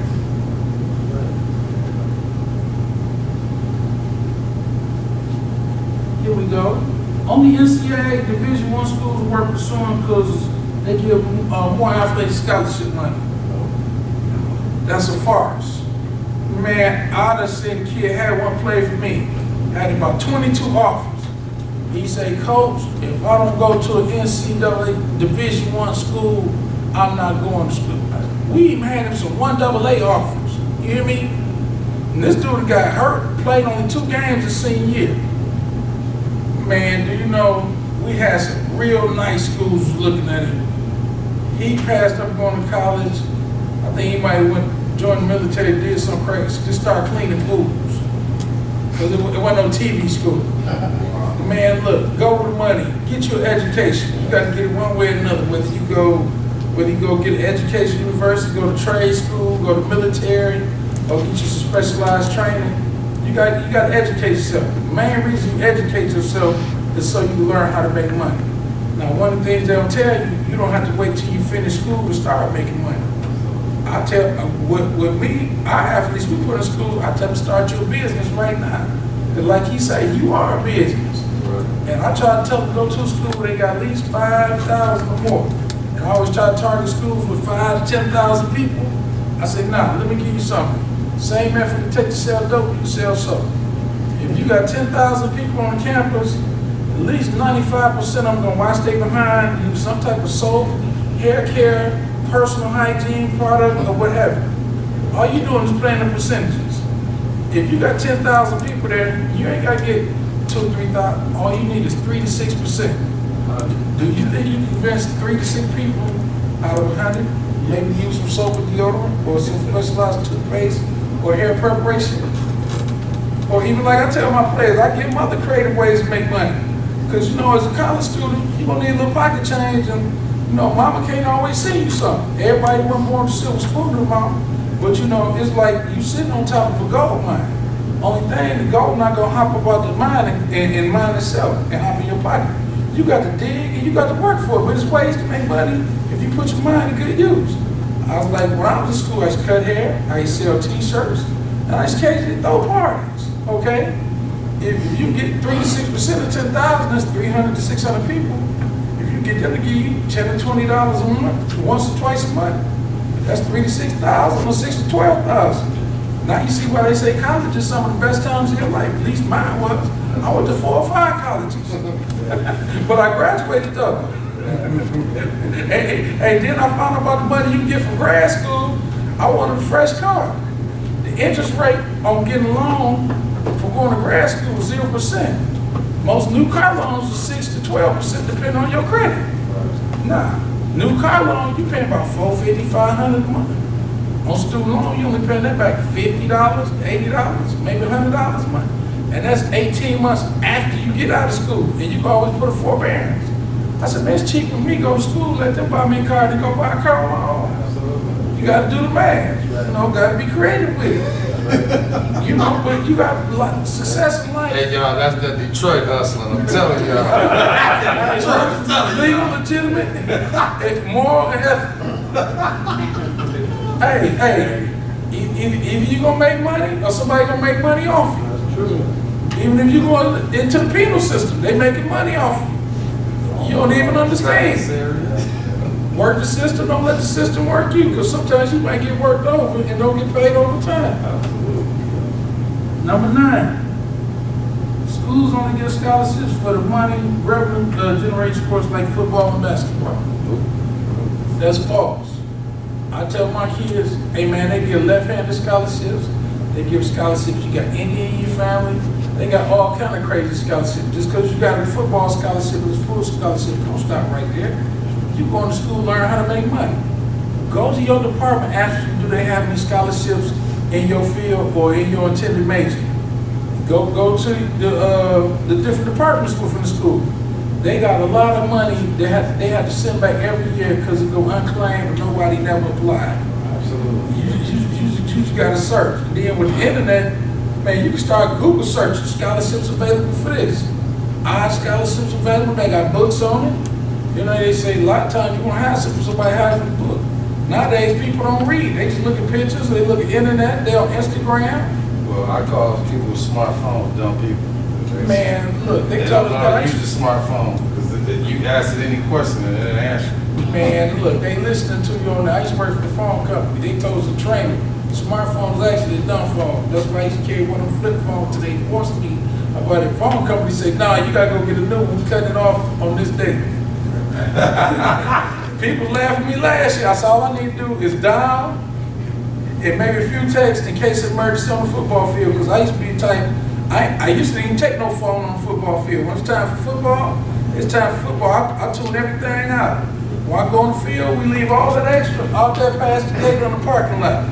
But nowadays, you know, when communication being important, you know, sometimes you gotta keep communication in case somebody get hurt, ankle or whatever, just for, you know, time expediency.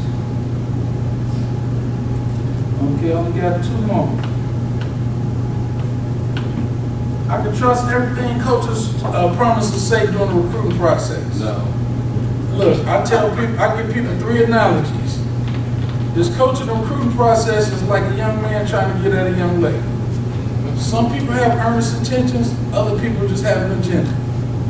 And some people tell you what you want to hear so they can get what they want. Like Jackie said, tell them to put it in writing. Like they taught us in corporate America. If it's not in writing or it's not documented, it didn't happen. Documentation be conversation every day of the week. That's why I tell the kids, hey, don't try to save it on your phone. Get you a spiral notebook and write it down. 1 school per page. Every time you talk with a coach, document it. I talked to coach such and such on this day. If you call them, write down, hey, I called this day at this time, didn't get it. You might call back about 2 or 3 hours, call this time, no answer. You know, that way you can use the gauge, see when the best time to catch it. But also, when they start telling you stuff, okay, he told me on this day they're gonna pay for my housing, my meals, and my books. And they was gonna waive my out-of-state fee. So when they come 2 months later, hey, we got you on scholarship and housing, and we got your meals. Then you show up, be like, or the paperwork come, it's missing your out-of-state fee and missing your books. Well, some people just happy to get an out-of-state fee, but I tell people to maximize. Get the max like TJ. Max for the minimum.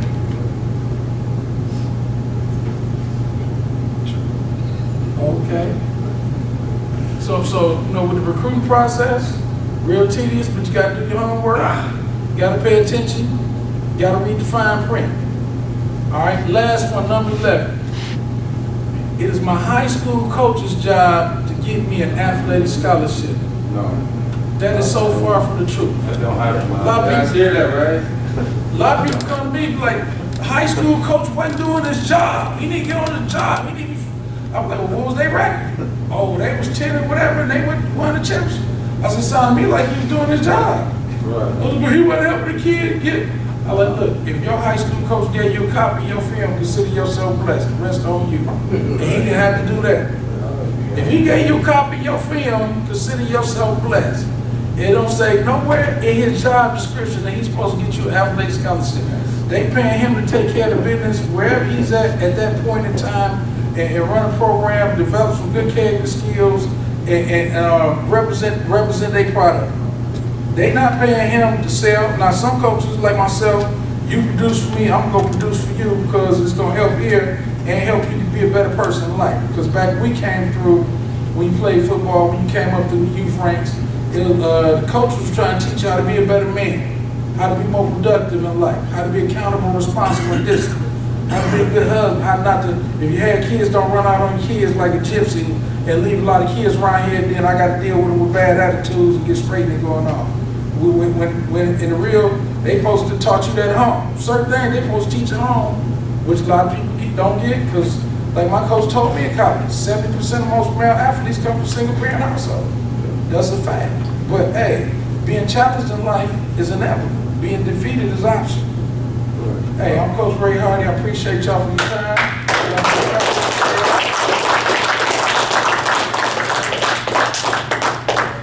I just need to steal a book acronyms.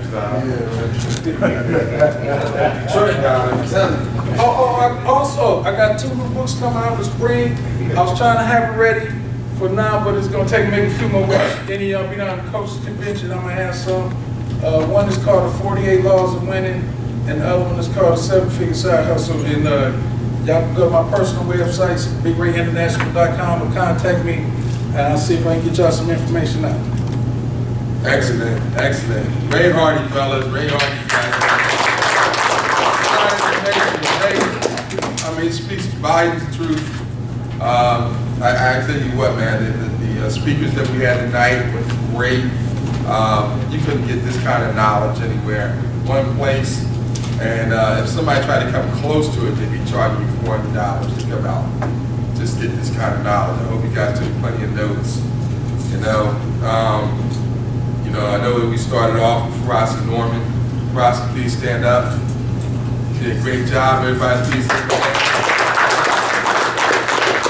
I'm down here coaching this weekend as well. We'll be out there. He's going to be, please pick his brain. Learn a lot from him. He's got a long history. He knows a lot of stuff. I mean, you're talking about a guy there, he knows the ends on everything. And very hungry to learn more. See, very active, very active. Ferocity Norman is a great person to kind of, bond in with. And here's one of the other things I want to let you guys know that through all of the speakers tonight. One of the biggest things is all of you are in touch with many of the same players that go through the issues that you heard tonight, and then players that will be going through these same issues. And you have the power to have the responsibility at this point to make that change. You can do anything here to make that change because you have us. Okay? I mean, like I said, you have Coach Ferocity Norman. You have Coach Jackie Mitchell. You have Ray Hardy. You have a Bret Cooper. You have us here to be able to better your options for your kids and the people that you know that you're in touch with. So we would encourage you to take advantage of that and build that, because in this network of what we have now is the network that's going to help you, and it's going to help the situation of your players. So you don't have to look at the okie doke or something going back door and crazy things. And the thing about it is, I mean, how many people have ever heard of NCSA? How many people have paid, or new people that paid $2,000, $3,000, $4,000 for this kind of knowledge and not even get some of the knowledge? I mean, how many people that know that? People that are out there that spend that kind of money? And you're getting people right here that are giving it to you. They're teaching you it. They're telling you the things to do. They're telling you what's going on. So you're learning it, and you're finding all the great avenues that they have. So these are great coaches. We definitely want to have, of course, Jackie Mitchell stand up. I mean, I thought great information.